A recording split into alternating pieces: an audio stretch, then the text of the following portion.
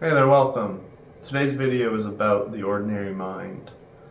In Chan Buddhism, this is often described as equivalent to enlightenment, to Buddhahood, and in many non-dual lineages it's recognized that our innate natural awareness is the thing we seek.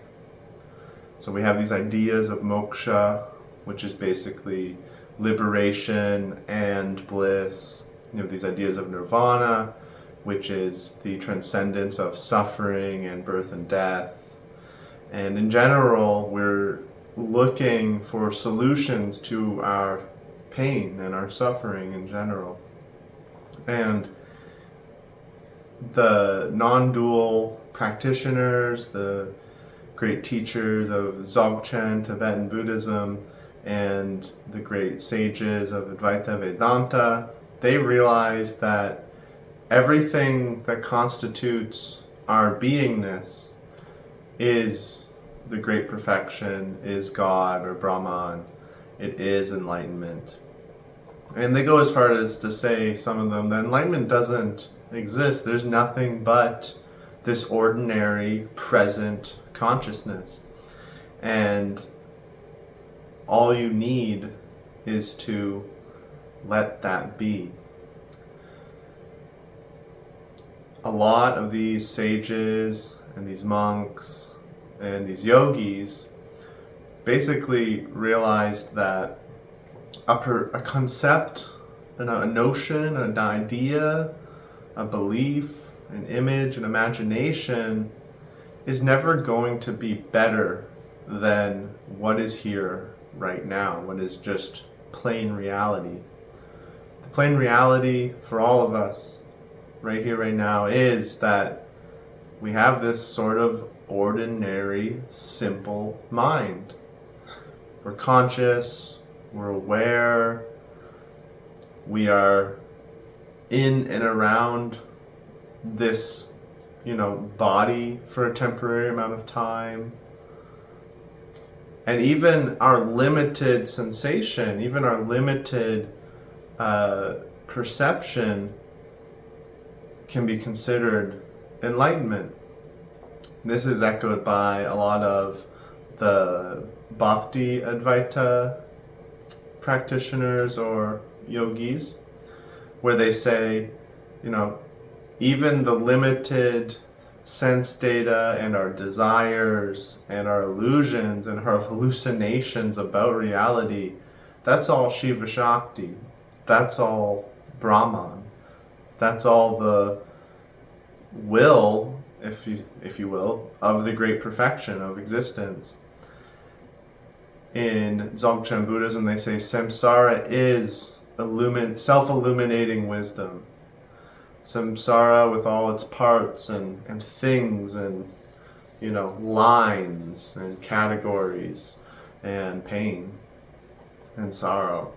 That is the great teacher. That is the guru. That is the thing that's going to bring us grace. I use words in like a mixed fashion. A Buddhist might never say the word grace, but a Hindu might. I kind of see them as equivalent overall, just semantically slightly different. But the point is that this ordinary mind and our ordinary experience, our ordinary life, without putting any rigid box or prison around it, that is God. That is enlightenment. That is the perfection that we talk about and we think about and we contemplate and we read and try to get to.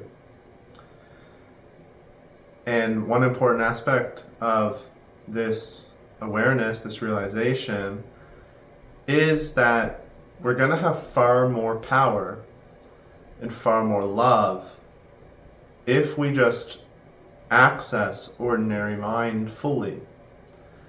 Because ordinary mind is what is here, it's what's present. So it might not summarize all of reality, but it is reality. It is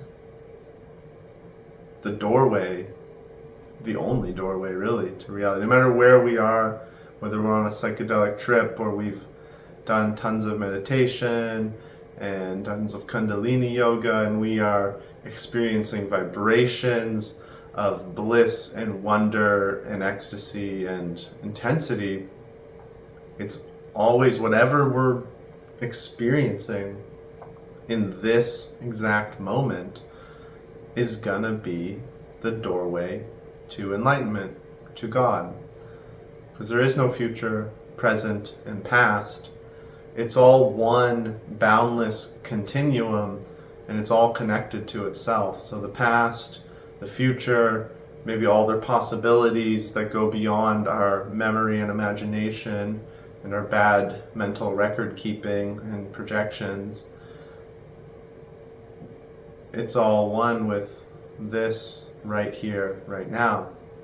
This is why you have books like Be Here Now, trying to exemplify that God is infinite, and enlightenment and nirvana and moksha is just the natural state of infinity, the unfettered necessity of this cosmos that permeates and pervades literally everything. It doesn't even these words are too separation focused, like permeate, as if there's a separate thing and it goes through it, but really it's what's already inside our body and our mind and our feelings and our sense of attention and focus and thoughts and, ideas and labels and language.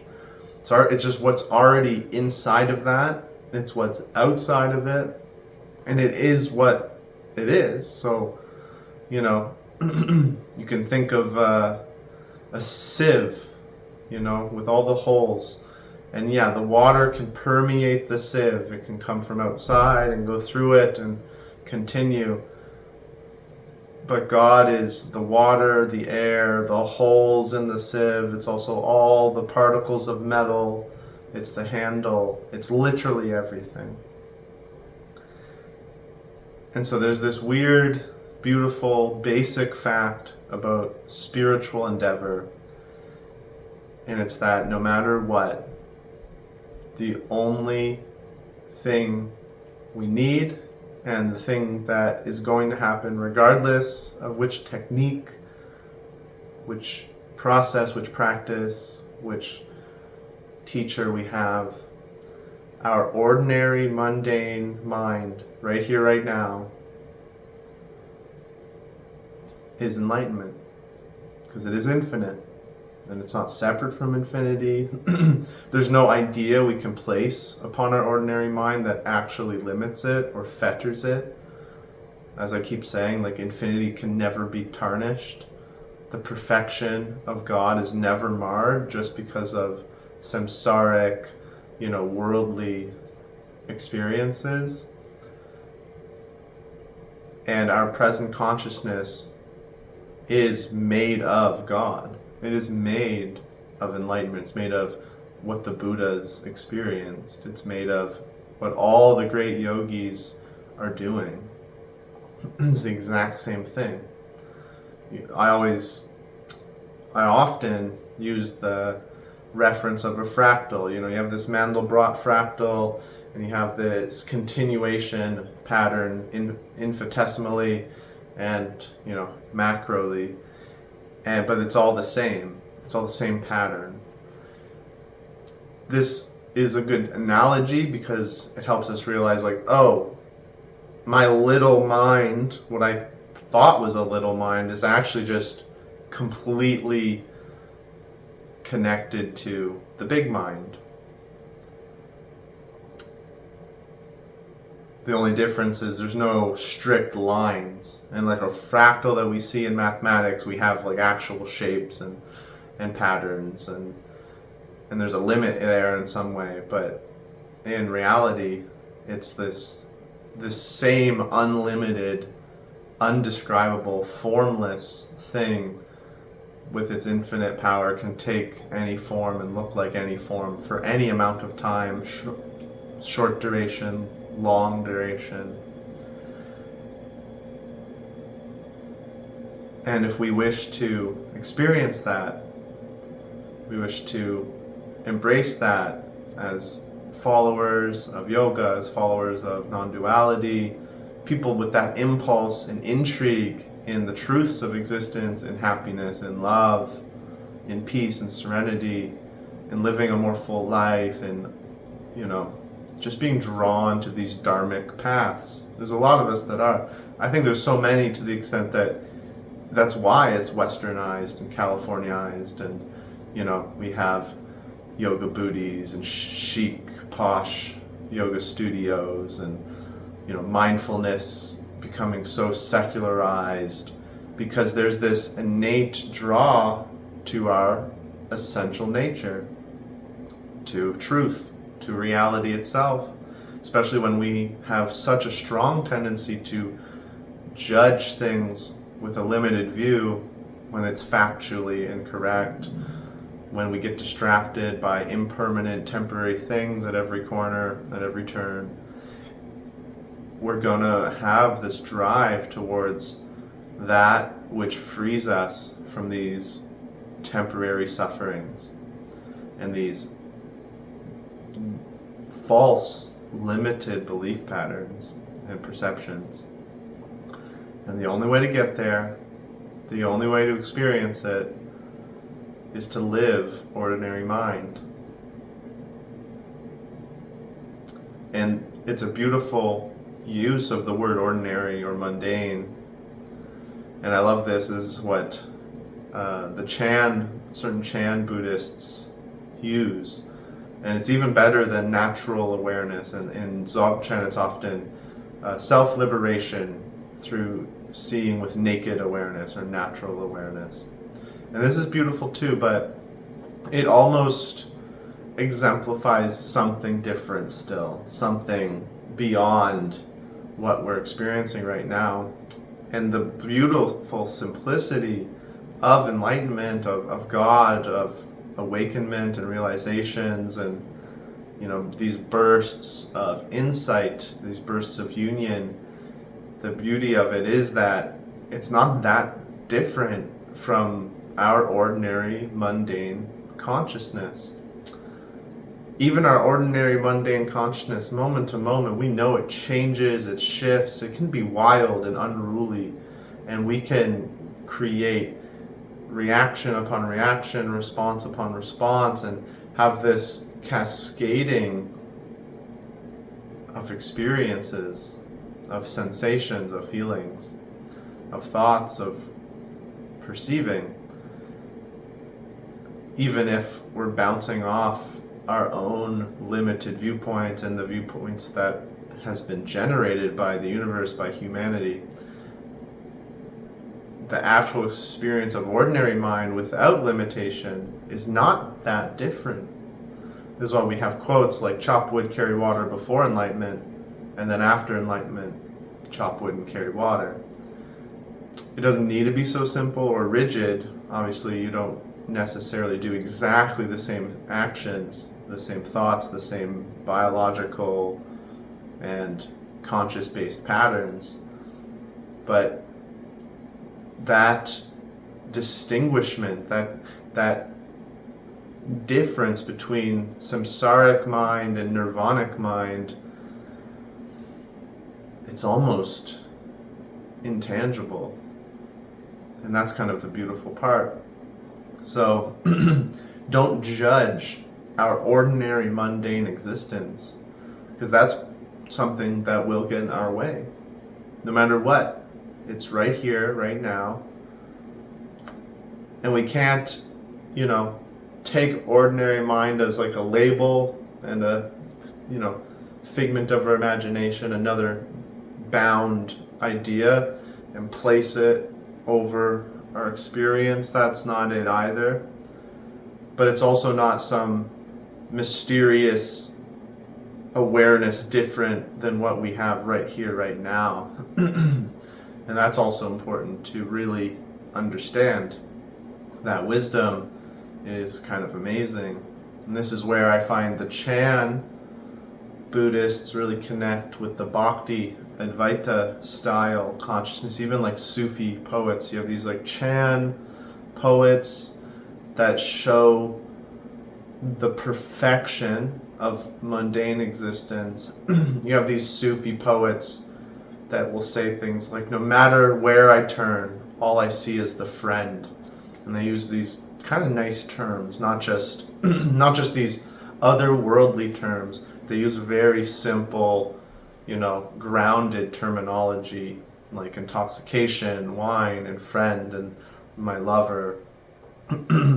Different vocabulary for sure. The Chan Buddhists of ordinary mind and ordinary living are using a lot of nature terms, just, commenting on how green the moss is, and the sound of the bells in the village, the cranes on the water, there's mist in the mountains again.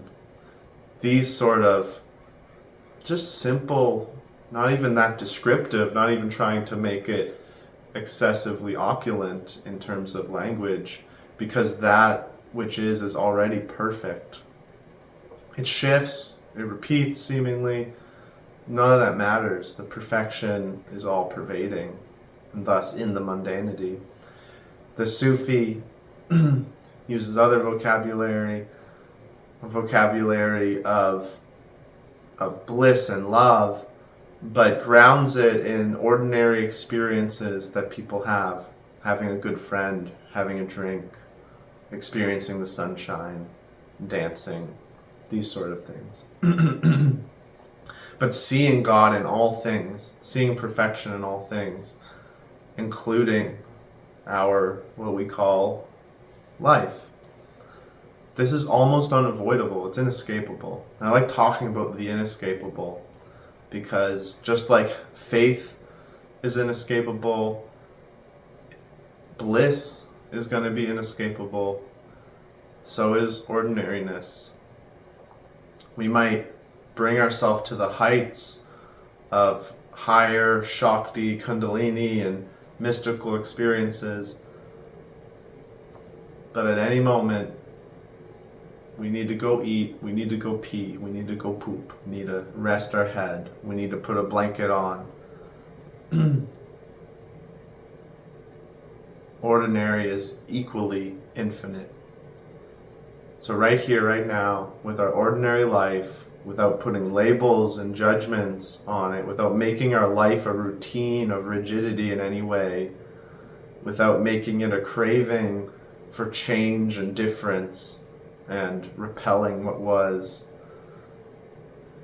have realizations with this ordinary mind right here, right now, because there's technically no other way.